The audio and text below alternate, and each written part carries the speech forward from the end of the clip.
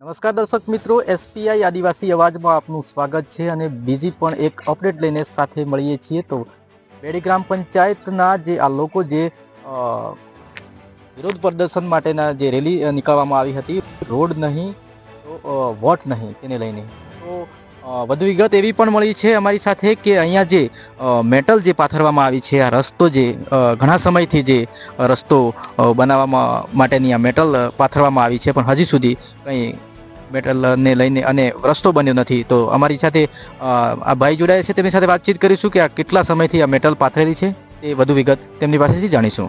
જણાવશું આ રસ્તાની મેટલ કઈ રીતના છે, શું પ્રશ્ન છે તે? અમારા બકાભાઈ ગુસુભાઈ જેની આગળ આજુબાજુ મેં આ મેટલ પાથરેલું છે. આ ઘાંટો બધી ઉપડી ગઈ છે અને બધા ઉપડી ગઈ છે, પણ આનો કોઈ નિકાલ આવ્યો ને, એના લીધે પછી અમે તાલુકા વિકાસ અધિકારીને અમે જાણ કરી હતી આ માટી મેટલ માટે. એમને હરખો જવાબ આપ્યો ને. અમે જાણ કરી હતી 5/12/2024 ના રોજ જાણ કરી.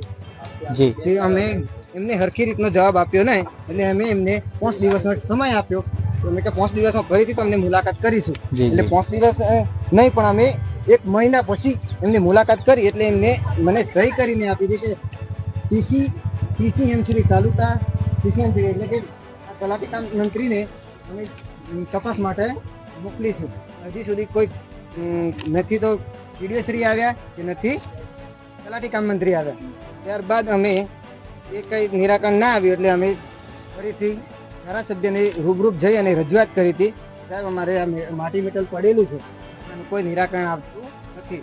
પછી અમે એમને જાણ કરી અને તરત જ એમને 2/10/2025 ના રોજ એમને ઠરાવ એમના લેટર પેડ ઉપર ઠરાવ કરી આપ્યો છે કે તાત્કાલિક ધોરણે આવા 3 રસ્તા છે. કે આ ગોરાવા ફળી, પલાસિયા ફળી અને આ બાજુ નાડી ફળી, ત્રણેય આવી રીતના પેન્ડિંગ પડેલા રસ્તા છે. હજી સુધી એમનું નિરાકરણ આવ્યું નથી. બકાભાઈ, એ જણાવશો કે આ રસ્તો જે છે તે કઈ યોજનામાં બનેલો છે અને કઈ યોજનામાં બનાવવામાં આવતો હતો, એ તમે જાણવાનો પ્રયાસ કર્યો? હા, જાણવાનો પ્રયાસ કર્યો. પ્રધાનમંત્રી સડક યોજનામાં બનાવવામાં આવ્યો છે. હજી સુધી તો આ શું કહેવાય છે, જે આ રસ્તો જે RCC રોડ બનવાનો હતો કે ડામર રોડ બનવાનો હતો?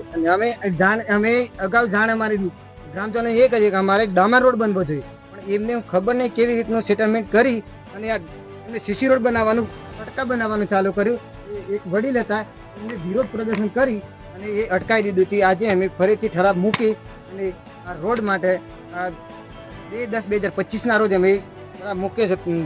માર્ગ મકાન વિભાગને જાણ કરી હતી કે પછી લગભગ દિવાળીની આસપાસ જાણ કરી અને હોળીની આસપાસ સર્વે થઈ ગઈ. GPS આ રોડ અત્યારે GPS બોલે છે. હજી સુધી એક પણ રોડ મંજૂરી આપતા નથી. ત્યારબાદ પછી અમે તરત જ એની સાથે અમે રમીલાબેન બારાને રૂબરૂ મુલાકાત કરી હતી, રાજ્યસભાના સભ્ય શ્રી રમીલાબેન બારાને. એમને આ રોડની માહિતી લીધી, ફોન કર્યો રૂબરૂ માર્ગ મકાન એન્જિનિયરને ખેડવામાં. એમને કીધું કે તમારે દિવાળી પછી તરત જ રોડ ચાલુ થઈ જશે એમ. અમે એ વિશ્વાસે બેસી રહ્યા. આજ દિન સુધી આ દિવાળી ગઈ, ઉત્તરાયણ ગઈ, પણ હજી સુધી આ માટી મેટલ એમને એમ પડેલું છે. હવે બીજી રણનીતિ અમારે એ છે કે માર્ગ મકાન વિભાગને અમે ફરીથી જાણ કરવાના છીએ. માત્ર 5 દિવસનો સમય અમે આપવાના છીએ. 5 દિવસમાં એ રોડ રસ્તો કદાચ નહીં બનાવશે, આ માટી મેટલ કામ ચાલુ નહીં કરશે, તો 6થો દિવસ અમારો ધરણા પ્રદર્શન ત્યાં થશે. એની ચેતવણી સરકારશ્રીને આપીએ છીએ. જી બિલકુલ. ધરણા પ્રદર્શન કઈ જગ્યાએ કરવાના છો તે જણાવશો? માર્ગ મકાન વિભાગ ખેડબ્રહ્મા અમે ધરણા પ્રદર્શન કરવા છે.